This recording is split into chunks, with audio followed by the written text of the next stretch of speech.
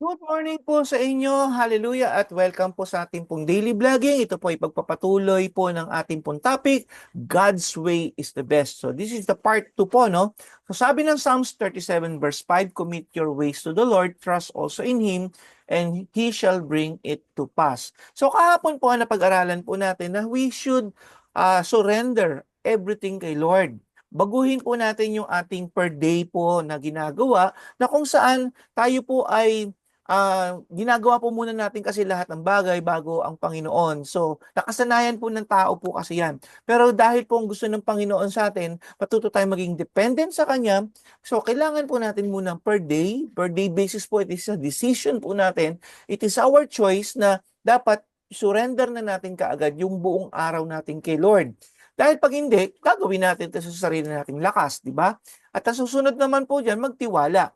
Alam niyo po ba yung pagtitiwala? Hindi kayo makakapagtiwala talaga kung hindi talaga siya kilalang lubos. Amen? Kung halimbawa po, bibigyan ko kayo ng 1,000,000, kung hindi niyo naman po talaga ako kilala at may kakayahan ako magbigay ng 1,000,000, hindi kayo maniniwala na kaya ko magbigay ng 1,000,000, di ba po? Pero kung alam niyo na ako po ay may kakayahan magbigay ng 1,000,000 na libre, walang kapalit, walang kabayaran, di ba? At ito ay regalo lamang, naniniwala ako mabilis po ninyong tatanggapin ito at hindi kayo magdududa sa akin. 'Di ba? Ganoon din sa Panginoon. Kung kilalang kilala niyo si Lord, 'di ba? Hindi kayo magdadalawang isip na pagkatiwalaan siya. 'Di ba? Lahat ng bagay sa mundong ito, kayang-kaya niyang ibigay po sa atin. Yun nga lang may timing. Minsan kasi hindi po tayo nag-iintay, nagmamadali tayo. Gusto natin pag hiningi natin, automatic bibigay po sa atin. Kailangan matuto tayong maghintay. So number one po, kailangan natin matutunan mag-surrender everyday kay Lord para yung kilos niya ang siya po magiging mangunguna sa buong maghapon natin. Commit our time, our talent, even our treasure, yung pong pinagkakitaan natin, yung kinikita natin, i-commit po natin yan.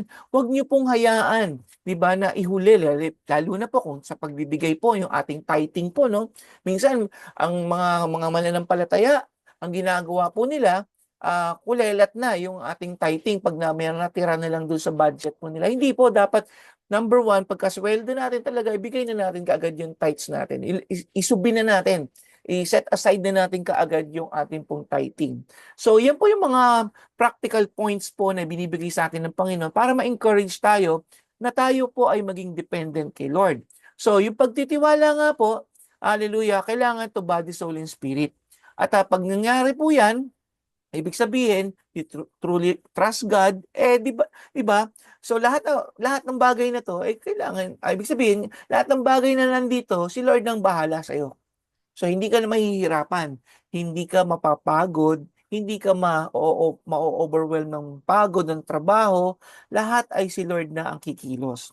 Sabi nga ng Psalms 37:40, sasaklolohan sila at kanyang tutulungan laban sa masama, pinagsasanggalang sapagkat si Yahweh ang kanilang sandigan. So ano man ang bagay, kasama natin si Lord. Amen? Yan po yung mga pangako ng Panginoon. So kailangan natin panghawakan po yan. So kamusta na ba ang iyong pagbabasa ng salita ng Diyos?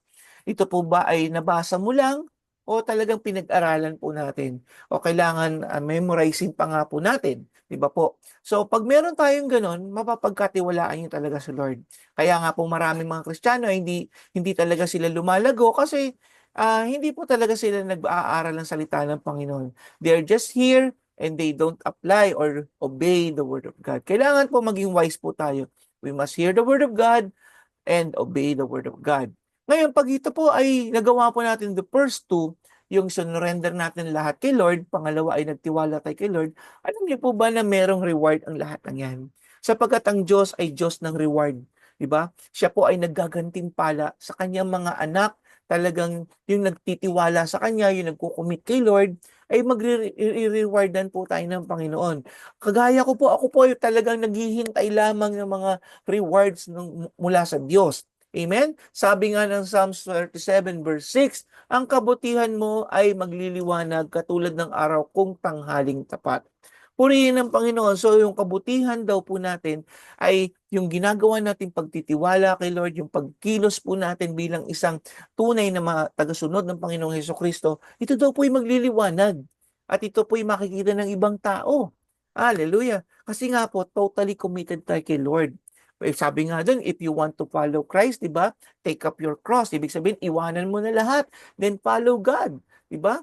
So, kailangan natin sumunod sa Panginoon. And to God be the glory, meron tayong iniintay na gantimpala mula sa Lord. So, God reward His children by enabling them to be a blessing to others. Yes, ang napakaganda po dito, magiging pagpapala ka rin sa iba.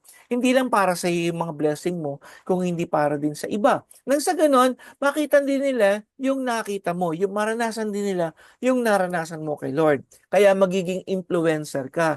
Kahit na anong pang buhay meron ka, introvert ka man o extrovert ka man, you will be an influencer sa mundong ito sapagkat ikaw ay magiging ilaw at asin ng sanlibutan. And yung influence mong yan, makaka-attract ka ng kapwa-tao, di ba? At sila din, matatanong nila sa sarili, ano bang meron tong taong ito? Ano bang meron ikaw na tagasunod ng Panginoong Hesus? At sila din, ay makikita nila, ay, subukan ko kaya ito. Yan. So, ma-realize nila na kailangan pala nila ng kasama, kailangan nila ng pag-asa, kailangan nila ng tagapagligtas, kailangan nila si Jesucristo. Kagaya ng naranasan po natin, ikaw at ako. Amen?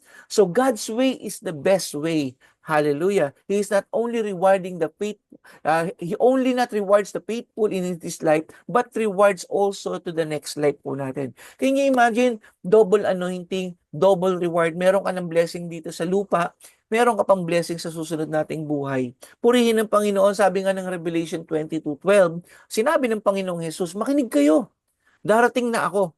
Dahil ako ang mga gantimpalang ibibigay sa bawat isa ayon sa kanyang ginawa. Hallelujah. So may gagawin tayo. We are not just listener to the Word of God, but also a doer, di ba? Obedience po natin sa Word of God. Nang sa ganun sabi niya dito, ayon sa ginawa natin, may karampatang gantimpala. So nagtiwala ka kay Lord. Di ba? Sinuko mo na kay Lord lahat. Kung gumawa ka para sa Panginoon, naglingkod ka sa Panginoon at inabot mo yung mga tao para share sa kanila ang Panginoong Hesus at sila din ay tumanggap. Naku, grabe kapatid. May reward ka na dito sa lupa, may reward ka pa sa langit. Kaya po wala akong nakitang Kristiyano na malungkutin. Ang mga Kristiyano po talagang kumikilos at nakikinig sa salita ng Panginoon po sa mga utos po niya. Dito pa lang po sa lupa ay nararanasan nila ang pagpapala at presensya ng Panginoon. Ika nga, ang tawag po namin yan ay anointing po, di ba? Kasi lahat, pag may anointing ka, everything follows. Hallelujah. At ang susunod po dyan, yung susunod nating life.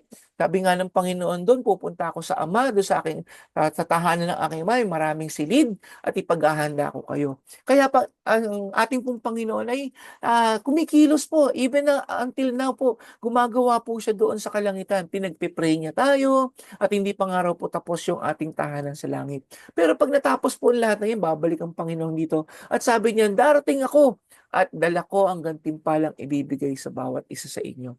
Di ba? Nakaka-excite. So I hope na ma-excite ka na sabi ng Psalms 37, commit mo na. Wag mo nang yakapin yung mga bagay na magpapahirap sa atin, di ba? Learn to give it up.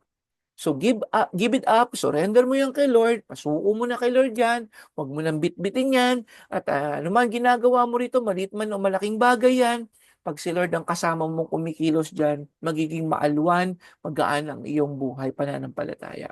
Amen? So, I hope na-encourage kita sa araw na ito na tunay nga ang gawa ng Panginoon, ang ways ng Panginoon ay the best talaga yan. Hallelujah. So, purihin ang Panginoon, tayo po'y manalangin. Aming Amang Diyos, salamat po sa inyo pong mga tinuro sa amin. Pagpalain niyo po ang bawat isa. Tunay nga, Lord, matutunan namin isuko ang lahat ng ito sa inyo pong kamay. At tunay nga, Lord God, matutunan namin pagtiwalaan, Lord God, ang inyo pong pagiging Diyos po sa amin, pagiging Ama. Dalangin ko, Panginoon, na i-comfort niyo po ang lahat po na nagigrieve ngayon. I-comfort niyo po ang mga may problema ngayon, Panginoon. At makita nila yung pag-asa nila mula kay Kristo Jesus. Nawa, Panginoon, ang lahat po ng nakikinig ng inyong salita ay sila rin po ay maging tagasunod po ninyo, Panginoon. Hindi lamang mere listener, but also doer of your word, O God. And I pray for the reward na sinabi mo, Panginoon, na sa kanila pong sa bawat isa po sa amin na may ginagawa, ayon po sa aming mga ginawa, ay tunay nga meron kang ibibigay sa amin, Panginoon, na gantimpala. Salamat po, Lord God, hallelujah, sapagkat ang lahat ng aming gawa dito sa mundo ay nakikita po ninyo, Panginoon. Kaya po, Lord, tulungan niyo po kami na kami po ay patuloy na maging excited, Lord God, sa lahat ng aming ginagawa para po ito sa inyo, Panginoon. At salamat po sa lahat ng ito sa pangalan ng Panginoong Hesus. Amen and amen. So God bless you at patuloy po tayo sa pakikinig at pag-aaral ng salita ng Diyos.